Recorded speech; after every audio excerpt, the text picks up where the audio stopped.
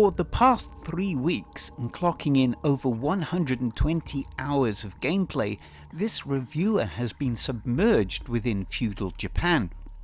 Not for the first time though has this reviewer been lulled by other sources of opinion about a game he had yet to play, and when he makes a mistake, he admits to that mistake and addresses it. After all, this is how we continue to grow as a person, even if we fall to repeating it in the future. Remember it well then, this night, this great victory, so that in the years ahead you can say, I was there that night with Arthur, the king.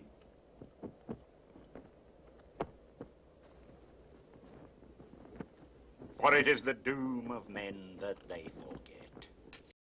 In the review for the Division 2's Battle for Brooklyn on this channel, this reviewer stated this. Then follow Outlaws with Assassin's Creed Shadow, which should have been a golden ticket, a home run. An Assassin's Tale set in Feudal Japan.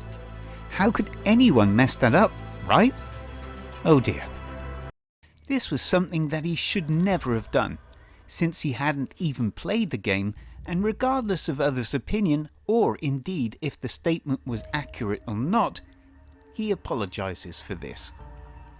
Not since Final Fantasy XVI has this player felt so torn about the experience of a virtual interactive experience, for in his journey throughout the experience of Assassin's Creed Shadows, he would find highs and lows, and yet the lows did not coincide with the faults others had reported about the game. In fact, he would discover that the most heavily criticised aspects of the game by others would actually prove to be some of its strongest characteristics. Released on the 25th of March 2025 for the PlayStation 5, the Xbox Series X and S, Mac OS and Windows, and subsequently on the 2nd of December 2025 for the Switch 2, Assassin's Creed Shadows faced a substantial negative backlash centered around one of its dual protagonists, an African man who adopts the name Yasuke. There were two main driving factors fueling this attack, the first being that the character portrayed had initially been claimed as being historically accurate, which proved to be a falsehood based on the false claims of a so-called expert in Japanese history who had hoodwinked everybody involved. The second being that Assassin's Creed had never had a lead Asian male, and the absence of one, despite Naoe, the second protagonist, being a Japanese female, seemed to some to be either a slight or a consequence of cancerous DEI. In addition, there were a few environmental-based inaccuracies that had to be addressed to appease the Japanese audience. This did impact the post-production schedule of the game, causing Ubisoft Quebec to have to change some things within the game. For example, removing the ability of players to destroy things within the numerous Japanese shrines within the recreation of Feudal Japan. As we have come to expect from the Assassin's Creed series, the environmental construction work is masterful. The recreation of Feudal Japan is utterly magnificent. As with both Odyssey and Valhalla, the environmental artists working with lead artist Thierry Donzero have delivered at the highest level. AC Shadow's open world is vast and wondrous to explore, with a plethora of secrets to discover. At times, this game is extremely beautiful to behold. The approach of this player to playing Shadows was to primarily focus on exploring the environment of Japan. As a veteran of open-world role-playing games, over 3 decades of experience at this point in time, he set off to discover as much as he could before even embarking on the story. And in doing so, he would discover the most grievous problem with the game. An almost unforgivable problem that would eclipse any other problem that he might have had with the game experience. However, before we discuss that, let's give credit when it's due. For Ubisoft Quebec has finally seen sense and expelled that goddamn damn stamina bar idea. Goodbye and good riddance.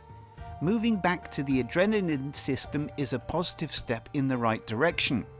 In addition, Naue gains the ability to free fall from any height without taking damage as a skill, although the player has to hit the circle dodge button at point of impact.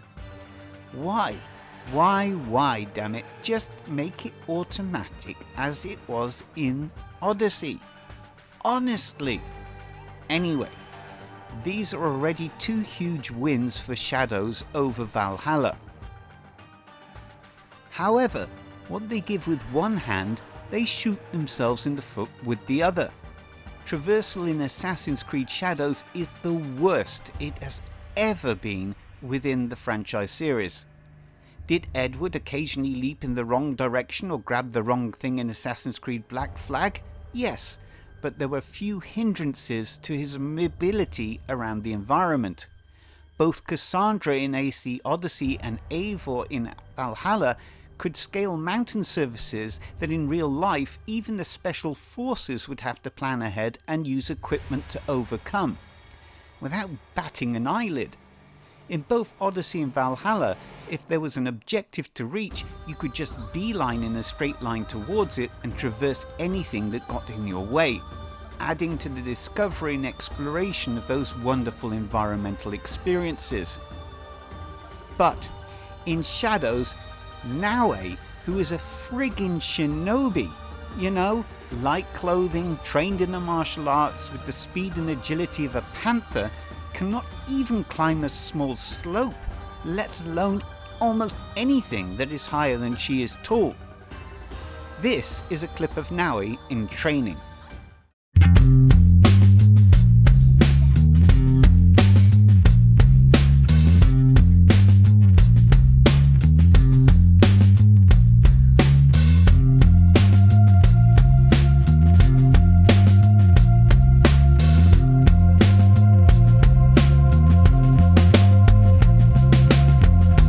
This then is the most unforgivable, grievous problem within Shadows. What an absolute insult to the very notion of a ninja. So, actually exploring Japan was an extremely frustrating process. The game design is constantly pushing you to use roads and paths. It is attempting to push a linear approach into an open world format, and it simply doesn't work. It just causes frustration. By the time this player started the story, Naue was already at level 50, and the hideout... the hideout. Now this is wonderful. Progressing the idea of Ravensthorpe from Valhalla and giving players complete control in how they build their home base is brilliant. It truly is one of the most rewarding aspects of Shadows. Watching your base grow and the growing collection of a myriad of cosmetic collectibles that you acquire on your adventures is highly enjoyable and helps cement your immersion into the game. That is a win. This player actually enjoyed the story. A large part of this was to do with the voice acting performances. The whole cast do a great job, especially the 2 main protagonist roles by the voice actors Masumi Tsunada as Fujibayashi Naue and Tongei Karisa as Yusuke. The interchanging use of both of these 2 protagonists at certain points in the game really works. Tongei, in particular, delivers a wonderful empathetic performance that demonstrates the complexity of the character. So you see, the character that many were attacking as not being appropriate for the game turns out to be one of its strengths. So let's address this whole so-called controversy a little further, shall we? Assassin's Creed is fiction. It has always been fiction. For someone to attempt to argue that the inclusion of an African slave who becomes a samurai isn't historically accurate, in a story about 2 fictional superpowered heroes who are in fact avatars of someone reliving memories in a computer simulation, isn't exactly a strong argument, now is it? Enough said. Combat in Shadows is a bit hit and miss, but having got rid of that stamina bar, it makes a noticeable improvement. However, the development team seems to have been obsessed with making every fight a scene out of an Akira Kurosawa film. Sometimes this works, at other times it doesn't.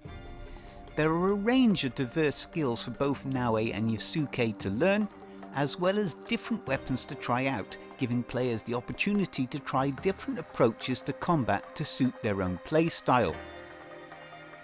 Joe Henson and Alexis Smith, known as The Flight, make an extremely welcome return to the series, delivering a stunning original soundtrack that successfully blends synth-based mystical moods with subtle percussive backdrops, intertwining with authentic oriental instruments, creating a bright veil of Eastern mysticism that envelops the whole experience, underlining Shadow's individual identity within the franchise. Overall then, Assassin's Creed Shadows boldly strides forward with many great new ideas, building on the foundational work from both Odyssey and Valhalla. Unfortunately though, its stride is cut short by a small hillock on the road, causing it to only step forward. But step forward it has. Assassin's Creed Shadows proves to be a rewarding fantasy role-playing experience, successfully immersing the player within feudal Japan, and is a welcome addition to the ongoing legacy of Assassin's Creed.